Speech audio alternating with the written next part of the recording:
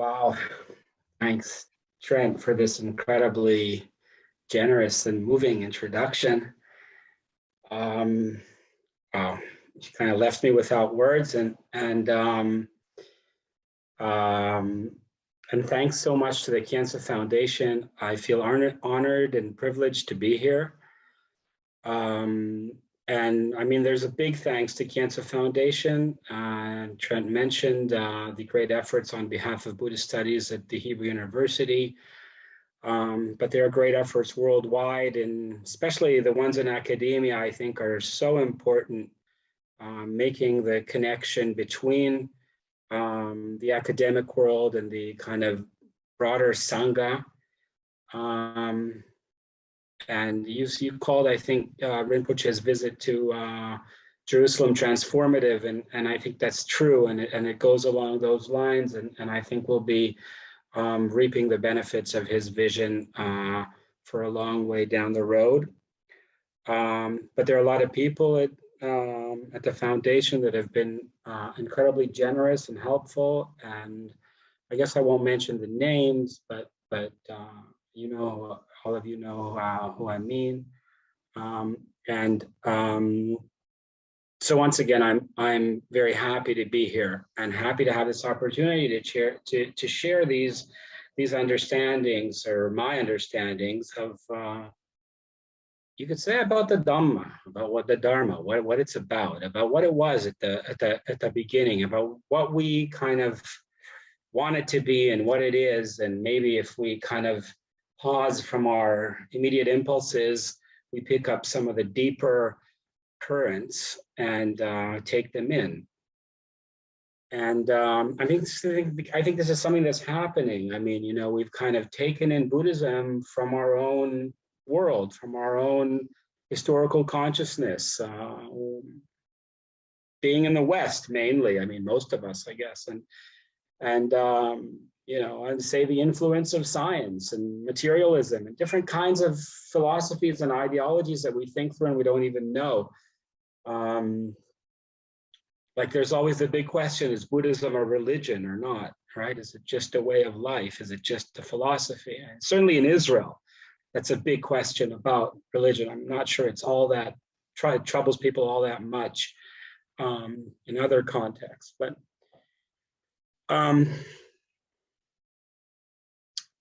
yeah, so right, I want to talk to you about the suttas, the early suttas. I'm talking only about the Pali tradition here, but of course these texts exist in other languages too, in other versions. This is a point I'll discuss. But I'm going to be talking about the Pali tradition because that's the one I really know and read. And then, so I mean, the question I'm trying to address is what are these texts? What are they? What are they trying to teach? What are they trying to do? And it is indeed true. I mean, that we should be looking at the human element behind the text. You know, scholarship wants it to flatten out the text into this kind of two-dimensional model and say that text originated there and moved there, and then it's as if it's like there's like some clear historical procession.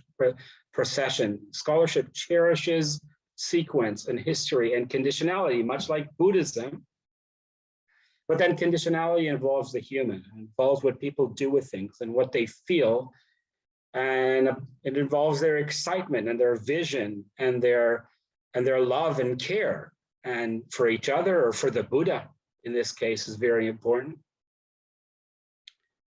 And their philosophy, their understanding, the meditative practice. There's many different worlds, right? I'll be showing a couple pictures in my PowerPoint. As you can see, actually, I would say, I'm kind of deliberating between an oral presentation and a kind of written presentation, which would be my PowerPoint, which I'll soon share. But I thought this would be a good way to open, because this is a question in a sense about the text. The text, like if we want to say we want to know what the Buddha really taught, okay? Say we've gone to some retreat and we've been really moved by some presentation of, say, non-duality, okay? Non-duality is not a big concept in the early discourses.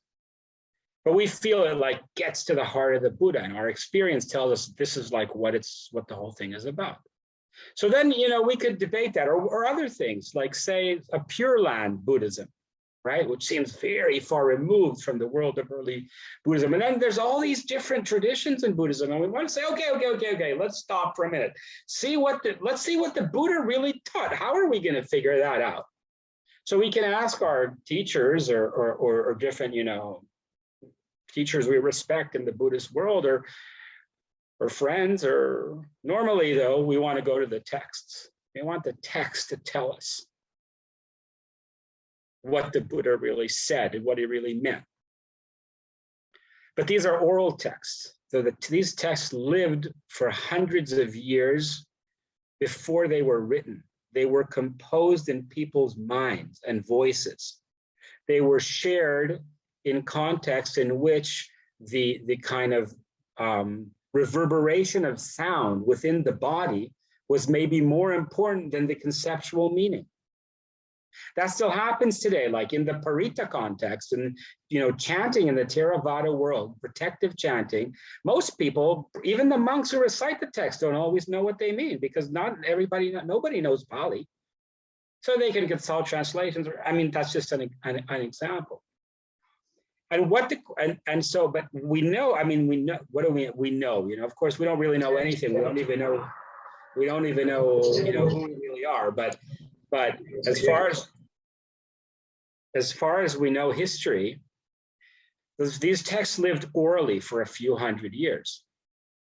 So maybe the better way to kind of feel them would just be to talk about it in this kind of oral style, rather than me moving us to the cognitive mode, the analytical mode. So, soon I'll be putting my arguments up on the board, and we'll have a few pictures that will move us and, take us here and there. And I'll tell you a few stories, but maybe better to go the oral way. This is kind of, I'm opening in this way. So we open ourselves to this kind of different experiential mode, call it cognitive mode, where words are up there in the air and people are doing different things with them, and they're telling stories, and they're practicing meditation, and they're practicing sila, morality, and they're studying philosophy and texts, and they're telling stories, and they want to have some fun. They want to have funny stories sometimes, and they want to have moving stories, like to say something about the stories about the Buddha's death, the Mahaparinibbana Sutta. It's a very emotional story. Nobody really cares if the Buddha went from which town he went from to which other town, and what he really taught there or not. But going from place to place and saying goodbye, seeing it for the last time, seeing is a very powerful element in any Indian religion, darshan. Seeing the Buddha would be a transformative moment for anyone.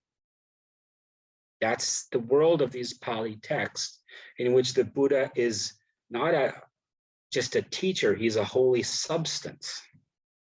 The very fact that a realized being for these people walked the face of the earth is the most important fact about history.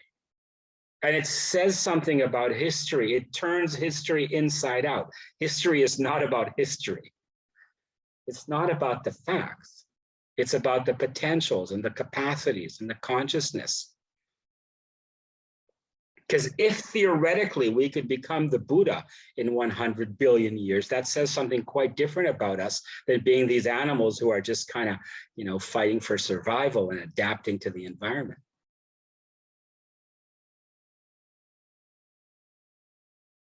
I'm kind of enjoying the oral mode, but I think I'm going to move on to my PowerPoint. I think it's about time. But what I was saying so far, okay, is basically two things.